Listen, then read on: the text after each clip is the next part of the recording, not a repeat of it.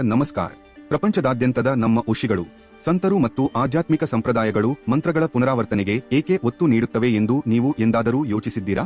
ಈ ವಿಡಿಯೋದಲ್ಲಿ ಮಂತ್ರಗಳನ್ನು ಪಠಿಸಲು ಆಳವಾದ ಆಧ್ಯಾತ್ಮಿಕ ಮತ್ತು ವೈಜ್ಞಾನಿಕ ಕಾರಣಗಳು, ಸಂತರಿಂದ ಶಕ್ತಿಯುತ ಒಳನೋಟಗಳು ಮತ್ತು ಮಂತ್ರಗಳು ನಮ್ಮ ಆಂತರಿಕ ಮತ್ತು ಬಾಹ್ಯ ಜೀವನವನ್ನು ಹೇಗೆ ಪರಿವರ್ತಿಸುತ್ತವೆ ಎಂಬುದನ್ನು ನಾವು ಅನ್ವೇಷಿಸುತ್ತೇವೆ. ಮಂತ್ರವು ಸಂಸ್ಕೃತ ಮೂಲಗಳಾದ ಮನಸ್ಸು ಮತ್ತು ವಾದ್ಯದಿಂದ ಬಂದಿದೆ. ಆದ್ದರಿಂದ ಮಂತ್ರವು ಮನಸ್ಸಿಗೆ ಒಂದು ಸಾಧನವಾಗಿದೆ. ಆಲೋಚನೆಗಳನ್ನು ಸ್ಥಿರಗೊಳಿಸುವ, ಉಸಿರನ್ನು ಸಮತೋಲನಗೊಳಿಸುವ ಮತ್ತು ದೈವಿಕ ಆವರ್ತನಗಳಿಗೆ ನಮ್ಮನ್ನು ಟ್ಯೂನ್ ಮಾಡುವ ಪವಿತ್ರ ಶಬ್ದ ಅಥವಾ ನುಡಿಗಟ್ಟು. ಮಂತ್ರಗಳು ಕೇವಲ ಧಾರ್ಮಿಕ ಮಂತ್ರಗಳಲ್ಲ, ಅವು ಪ್ರಜ್ಞೆಯ ಕಂಪನಗಳಾಗಿವೆ, ನಂಬಿಕೆ ಮತ್ತು ಲಯದೊಂದಿಗೆ ಪುನರಾವರ್ತಿಸಲ್ಪಡುತ್ತವೆ. ಇದು ಮೆದುಳಿನ ಮೇಲೆ ಮಾತ್ರವಲ್ಲ, ನಮ್ಮ ಅಸ್ತಿತ್ವದ ಶಕ್ತಿಯ ಕ್ಷೇತ್ರದ ಮೇಲೂ ಪರಿಣಾಮ ಬೀರುತ್ತದೆ.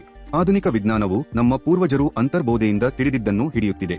ಬ್ರೈನ್ ವೇವ್ ಅಧ್ಯಯನಗಳು, ಎನ್ಆರ್ ಸ್ಕ್ಯಾನ್ಗಳು ಪಠಿಸುವುದು ಮೆದುಳಿನ ಭಯದ ಕೇಂದ್ರವಾದ ಅಮಿಗ್ಡಾಲಾವನ್ನು ಶಾಂತಗೊಳಿಸುತ್ತದೆ ಮತ್ತು ಆಲ್ಫಾ ತರಂಗಗಳನ್ನು ಹೆಚ್ಚಿಸುತ್ತದೆ. ಇದು ಶಾಂತ ಜಾಗೃತಿಯನ್ನು ಪ್ರೇರೇಪಿಸುತ್ತದೆ ಎಂದು ತೋರಿಸುತ್ತದೆ. ಹೃದಯ ಮತ್ತು ನರಮಂಡಲ, ಮಂತ್ರಗಳು ಹೃದಯ ಬಡಿತವನ್ನು ನಿಧಾನಗೊಳಿಸುತ್ತವೆ ಮತ್ತು ರಕ್ತದೊತ್ತಡವನ್ನು ಸ್ಥಿರಗೊಳಿಸುತ್ತವೆ. ಧ್ವನಿ ಗುಣಪಡಿಸುವಿಕೆ, ಸೈಮ್ಯಾಟಿಕ್ಸ್ ನೀರಿನ ಅಣುಗಳನ್ನು ಮರುಸಂಘಟಿಸುವ ಧ್ವನಿಯನ್ನು ತೋರಿಸುತ್ತದೆ. ನಾವು 70% ನೀರಾಗಿರುವುದರಿಂದ ಮಂತ್ರಗಳು ಸೆಲ್ಯುಲಾರ್ ಮಟ್ಟದಲ್ಲಿ ನಮ್ಮನ್ನು ಮರುಹೊಂದಿಸಬಹುದು. ಡಿಎನ್ಎ ಮತ್ತು ಗುಣಪಡಿಸುವಿಕೆ, ರಷ್ಯಾದ ಸಂಶೋಧನೆಯು ಕೆಲವು ಆವರ್ತನಗಳು ಮಂತ್ರಗಳಲ್ಲಿರುವಂತೆ ಜೀನ್ ದುರಸ್ತಿಗೆ ಸಹಾಯ ಮಾಡುತ್ತದೆ ಎಂದು ಸೂಚಿಸುತ್ತದೆ. ಅರ್ಥವನ್ನು ಅರ್ಥಮಾಡಿಕೊಳ್ಳದೆಯೂ ಕಂಪನಗಳು ಕೆಲಸ ಮಾಡುತ್ತವೆ. ಆತಂಕವನ್ನು ಶಾಂತಗೊಳಿಸುವುದು, ಗಮನವನ್ನು ಹೆಚ್ಚಿಸುವುದು ಮತ್ತು ಶಾಂತಿಯನ್ನು ಉತ್ತೇಜಿಸುವುದು. ಸ್ವಾಮಿ ವಿವೇಕಾನಂದರು, ನಂಬಿಕೆ ಮತ್ತು ಭಕ್ತಿಯಿಂದ ಮಂತ್ರವನ್ನು ಪಠಿಸುವುದರಿಂದ ಆತ್ಮವು ಕ್ರಮೇಣ ಭಗವಂತನ ಬಳಿಗೆ ಹೋಗುತ್ತದೆ. ಕಂಚಿ ಮಹಾಪೆರಿಯವ, ಮಂತ್ರ ಜಪವು ಮನಸ್ಸನ್ನು ಶಾಂತಗೊಳಿಸುತ್ತದೆ. ರಾತ್ರಿಯಲ್ಲಿ ಈಶ್ವರ ನನ್ನನ್ನು ರಕ್ಷಿಸು ಎಂದು ಪಿಸುಗುಟ್ಟಿದರೂ ನಿಮ್ಗೆ ಶಾಂತಿ ಸಿಗುತ್ತದೆ. ಗಾಯತ್ರಿ ವೇದಗಳ ತಾಯಿ, ಇದು ಯಜುರ್ ಮತ್ತು ಸಾಮವೇದಗಳ ಸಾರವನ್ನು ಹೊಂದಿದೆ. ಹಿಂದೂ ಧರ್ಮದಿಂದ ಬೌದ್ಧ ಧರ್ಮದವರೆಗೆ, ಕ್ರಿಶ್ಚಿಯನ್ ಧರ್ಮದಿಂದ ಇಸ್ಲಾಂ ಧರ್ಮದವರೆಗೆ ಪ್ರತಿಯೊಂದು ಧರ್ಮವು ಪವಿತ್ರ ಪುನರಾವರ್ತನೆಯನ್ನು ಬಳಸುತ್ತದೆ. ಭಾಷೆ ಯಾವುದೇ ಇರಲಿ, ಮಂತ್ರಗಳು ಹೃದಯವನ್ನು ದೈವಿಕತೆಗೆ ಸೇತುವೆ ಮಾಡುತ್ತವೆ. ನಿಮ್ಗೆ ಸಂಸ್ಕೃತ ಗೊತ್ತಿಲ್ಲದಿದ್ದರೆ ಚಿಂತಿಸಬೇಡಿ, ಕಂಪನವು ಕೆಲಸ ಮಾಡುತ್ತದೆ. ಆದರೆ ನೀವು ಅರ್ಥವನ್ನು ಅರ್ಥಮಾಡಿಕೊಂಡರೆ ಭಕ್ತಿ ಗಾಢವಾಗುತ್ತದೆ.